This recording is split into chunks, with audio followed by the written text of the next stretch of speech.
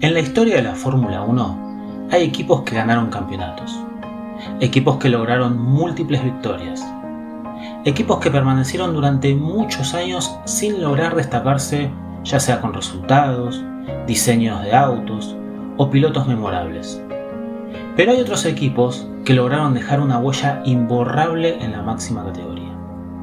Esta es la historia de Anglo American Racers, el equipo más bien conocido como Eagle, el proyecto personal de Dan Gurney, un piloto estadounidense que decidió desafiar al dominio europeo y construir desde cero su propio equipo de Fórmula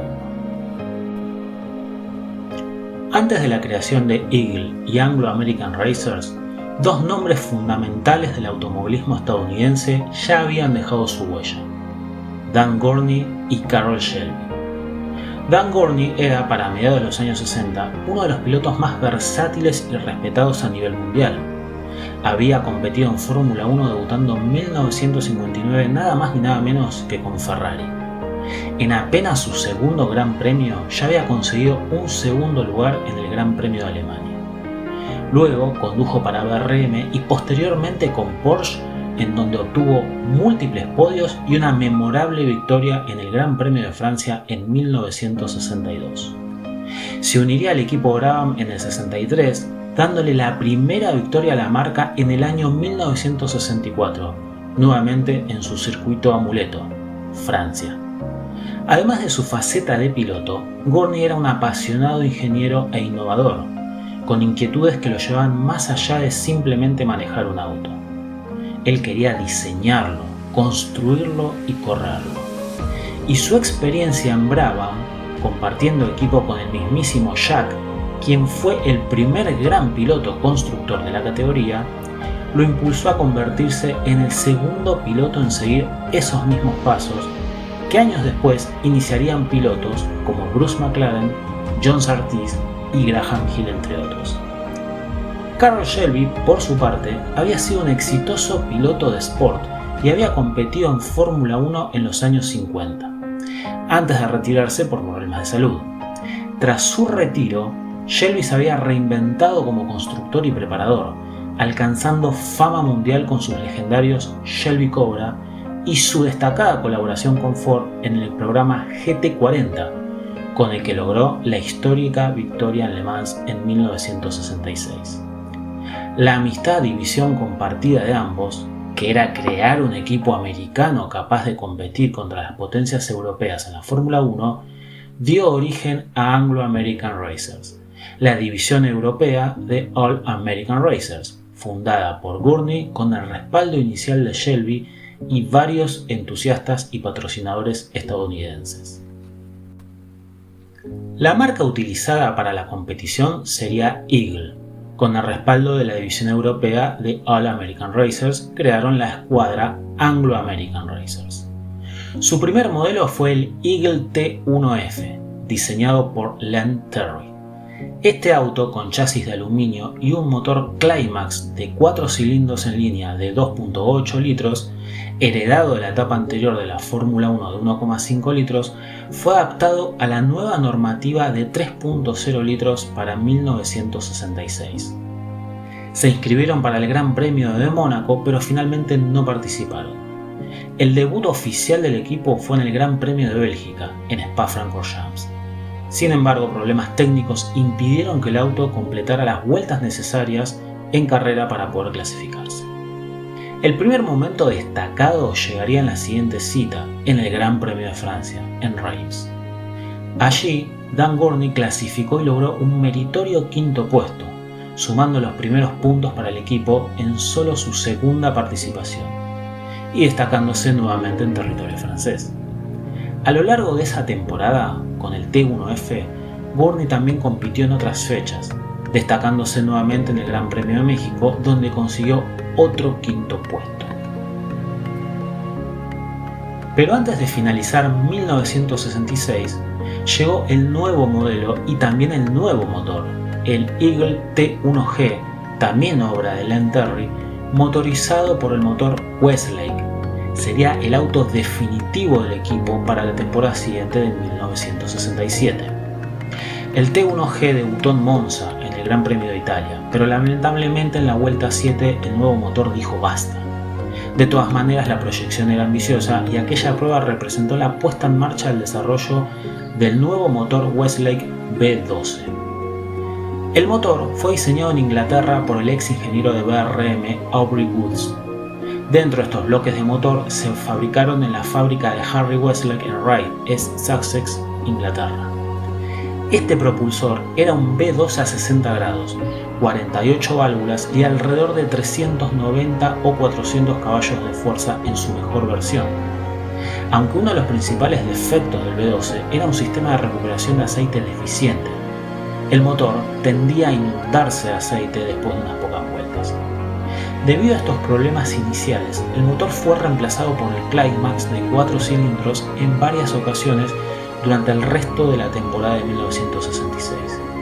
De hecho, el equipo comenzaría la temporada de 1967 con la firma con sede en Coventry, para luego instalar el Westlake B12 para la segunda carrera en el Gran Premio de Mónaco. En 1967, luego de la primera cita sudafricana donde utilizaron el auto y el motor del año anterior, a partir de Mónaco se usó el motor Westlake B12 de 3.0 litros, montado en el modelo T1G. Aunque era potente, también era frágil. En Mónaco, Dan Gurney clasificó quinto, pero abandonó por rotura de transmisión. También abandonó en la vuelta 8 en el Gran Premio de Países Bajos debido a un problema en el sistema de alimentación. El momento cumbre, sin embargo, llegó en el Gran Premio de Bélgica, el 18 de junio de 1967. En el legendario circuito de Spa-Francorchamps. La sesión de clasificación para ese Gran Premio fue muy intensa. Jim Clark, al volante de su Lotus 449, se aseguró la pole position. Dan Gurney, demostrando el potencial del Eagle Westlake, se ubicó en la segunda posición de la parrilla. Jack Stewart, con su BRM P83, partió desde la sexta posición. Desde el inicio de la carrera, Jim Clark tomó la delantera, liderando las primeras 12 vueltas. Sin embargo, problemas mecánicos lo obligaron a ceder posiciones. Jack Stewart asumió el liderazgo, pero enfrentó también dificultades con la caja de cambios de su BRM, que saltaba a punto muerto en momentos críticos de la competición. A pesar de estos inconvenientes, Stewart mantuvo un ritmo muy competitivo. Dan Gurney, por su parte, también enfrentó desafíos. Una parada en boxes debido a problemas de presión de combustible lo retrasó. No obstante, su determinación y el rendimiento del Eagle T1G le permitieron recuperar terreno rápidamente. Gurney marcó vueltas rápidas consecutivas, alcanzando velocidades de hasta 315 km por hora, lo que le permitió superar a Stewart y tomar la delantera en la vuelta 21. Finalmente, Dan Gurney cruzó la línea de meta en primer lugar, con un tiempo total de 1 hora 40 minutos y casi 50 segundos. Jack Stewart finalizó segundo a más de 1 minuto de Gurney, seguido por Chris Amon en tercer lugar con su Ferrari. Esta victoria fue significativa por varias razones. Fue la única victoria del equipo Eagle en la Fórmula 1. Representó además la primera y la única victoria del motor Westlake B12 en la categoría. Y Dan Gurney se convirtió en el segundo piloto en la historia en ganar un gran premio con un coche de su propia construcción, uniéndose a la estadística junto a Jack Brabham. El resto de la temporada tuvo sus luces y sombras. El auto generalmente clasificaba muy bien, siempre en el top 10, pero fallaba mucho y así se fueron sucediendo múltiples abandonos, como en el Gran Premio de Francia, en el de Gran Bretaña, en Alemania, en Italia, en Estados Unidos y en México, siendo destacado el tercer puesto de Gurney en el Gran Premio de Canadá. Durante estos grandes premios, en la mayoría lo acompañó el neozelandés Bruce McLaren, quien en el año 66 había comenzado también la aventura de su propio equipo. En aquellos años, cuando no competía con su propio auto, lo hacía acompañando a Dan Gurney con el Eagle. En 1968, Eagle compitió nuevamente con el T1G Westlake, aunque este año solo lo hizo Dan Gurney.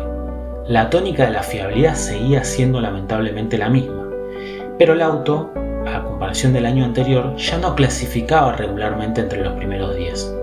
Abandonó en Sudáfrica, en Mónaco, en Gran Bretaña y en Italia. A medida que la temporada avanzaba, los recursos económicos escaseaban. De hecho, no se presentaron en el Gran Premio de Bélgica ni en el de Francia. El proyecto de esta forma se empezaba a tornar inviable. El auto ya no era de fiar y para las últimas 3 carreras de 1968, Dan Gurney decidió dejar de lado el T1G y alquilar un McLaren Ford M7A, un auto mucho más competitivo, equipado con el confiable motor Cosworth DFB V8, y con ese McLaren Gurney corrió en Estados Unidos, en Canadá y en México, siendo que justamente en Estados Unidos logró un 4º lugar, confirmando que el Eagle T1G ya no era un modelo a utilizarse. Tras ese año, Eagle se retiró de la Fórmula 1, vendiéndole el auto T1F al canadiense Al Pease, que lo corrió en Canadá en 1969. A pesar de su breve estadía en la máxima categoría, el Eagle T1G sigue siendo recordado como uno de los autos más bellos jamás construidos en la Fórmula 1. Su carrocería fluida, la terminación de su trompa, la decoración azul con franja blanca y el rugido del Westlake V12 lo convirtieron en una leyenda. Un proyecto que supo vencer a las potencias europeas y que logró lo que muchos constructores persiguieron infructuosamente durante años en la Fórmula 1. La victoria en Spa 1967 permanece como la última de un equipo estadounidense en la Fórmula 1. Y Dan Gurney dejó su marca como piloto, constructor e innovador. Fue el primer piloto en usar un casco integral en Fórmula 1 y el inventor del Gurney Flap, una solución aerodinámica que aún hoy es considerada y utilizada en múltiples autos de competición. Así terminó la breve e intensa historia y heroica aventura de Eagle en la Fórmula 1. Un equipo pequeño pero con una visión gigante, que supo hacer historia, dejar su marca y ganarse un lugar eterno en los libros del automovilismo.